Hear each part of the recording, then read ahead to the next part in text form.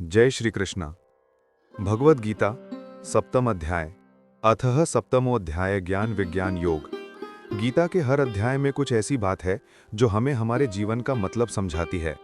इस 7वें अध्याय में कृष्ण हमें बताएंगे कि ज्ञान क्या होता है और विज्ञान क्या होता है। आइए दोस्तों, मैं शिलेंद्र भारती आपका स्वागत करते हुए इसका प्रारंभ करता हूँ। जय श्री कृष्ण। जय श्री कृष्ण। श्री भगवान बोले, हे पार्थ, अनंत प्रेम दिखाते हुए तो मुझको अपने मन में रख, सच्चा भाव रखते हुए योग में लगा रहे।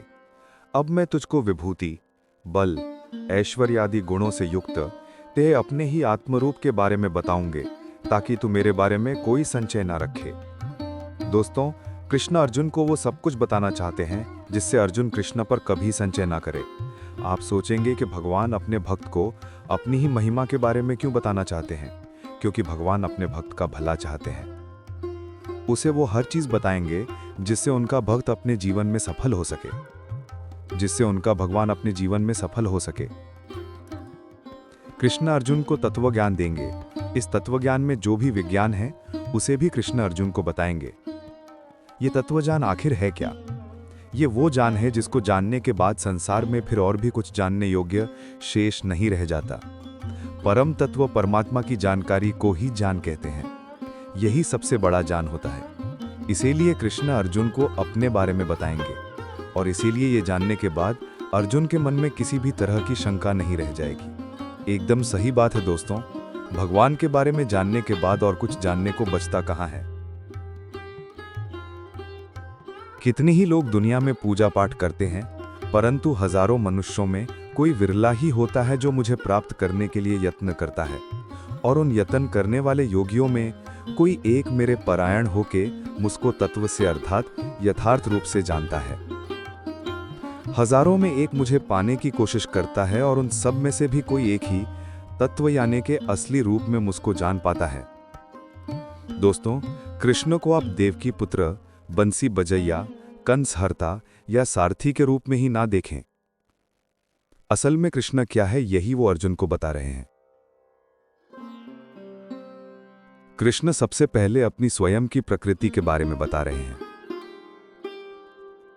वो कहते हैं कि पृथ्वी, जल, अग्नि, वायु, मन, बुद्धि और अहंकार, ये 8 प्रकार से विभाजित मेरी ही प्रकृति है। दोस्तों, 5 तत्व यानी कि 5 एलिमेंट्स और उनके साथ में मन, बुद्धि और अहंकार, जिससे कि ये सारी दुनिया और हम बने हैं, ये स्वयं कृष्ण है। कृष्ण आगे कहते हैं कि ये 8 प्रकार के भेदों वाली अपरा अर्थात मेरी जड़ प्रकृति है। और हे महाबाहो, इससे दूसरी को, जिससे ये संपूर्ण जगत धारण किया जाता है, उसे मेरी जीव रूपा परा अर्थात चेतन प्रकृति जान। जड़ प्रकृति मतलब वो सारी स्थूल दुनिया जिसको हम चारों तरफ देखते हैं, और परा यानी के चेतन प्रकृति यानी के सटल नेचर हुई जीवात्मा, वो आत्मा जो हम सब में मौजूद है। जो सब कुछ है वो कृष्ण में से ही आया है और एक दिन उसी में विलय भी हो जाता है। इसी बात को समझाते हुए कृष्ण कह रहे हैं, हे अर्जुन, तू ऐसा समझ के संपूर्ण भूत इन दोनों प्रकृतियों से उत्पन्न होने वाला है और मैं संपूर्ण जगत का पूल कारण मैं ही हूं। दोस्तों, दुनिया कृष्ण से ही शुरू हुई है और उन्हीं में खत्म हो जाएगी। वे ही इस दुनिया के मूल कारण, बेसिक रिसोर्स में है। हम ये जमीन, आसमां, हवा, पानी और आत्मा सब कुछ कृष्ण है और कुछ भी नहीं। कृष्ण को हम जिस रूप में देखते या सुनते हैं वो कृष्ण नहीं, असली कृष्ण क्या है वो यहां बताया गया है।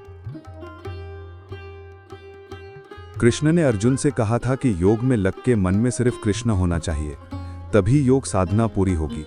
लेकिन मन में कौन सा कृष्ण होना चाहिए? कृष्ण स्वयं उसी की व्याख्या कर रहे हैं। हे धनंजय, मुझसे भिन्न दूसरा कोई भी परम कारण नहीं है। ये संपूर्ण जगत सूत्र में मुझसे ही बंधा हुआ है, मुझी में बुधा हुआ है। कृष्ण के अलावा दूसरा कुछ भी नहीं है। दोस्तों, जो सब कुछ है वो कृष्ण है। ये बात सुन के आसानी से शायद समझ में ना आए, लेकिन थोड़ी सी भी कोशिश करेंगे तो समझ जाएंगे। इस दुनिया में आपको जो भी दिखता है और जो नहीं भी दिखता वो कृष्ण ही है। जिसका सीधा सा मतलब है कि कृष्ण के अलावा और कुछ भी नहीं है। कृष्ण इस श्लोक में अपने तत्व, अपने असली रूप, इस दुनिया के असली विज्ञान के बारे में बता रहे हैं। वो कहते हैं कि हे अर्जुन, मैं जल में रस हूं। किसी भी द्रव्यशील वस्तु का सार उसका रस होता है। दुनिया में जितना भी गीलापन है, कृष्ण उसमें रस हैं। चंद्रमा और सूर्य में कृष्ण प्रकाश हैं। चंद्रमा और सूर्य से अगर उनका प्रकाश छीन लेंगे तो क्या बचेगा? कुछ भी नहीं। यही प्रकाश कृष्ण है। संपूर्ण वेदों में ओमकार भी मैं ही हूं। वेद तो बड़े हैं, बहुत बड़े हैं। पूरे वेदों में से अगर एक चीज निकालनी हो तो वो क्या है? ओम। ये ओमकार ही कृष्ण है। आकाश में कृष्ण शब्द है। शब्द वो होता है जो स्पेस में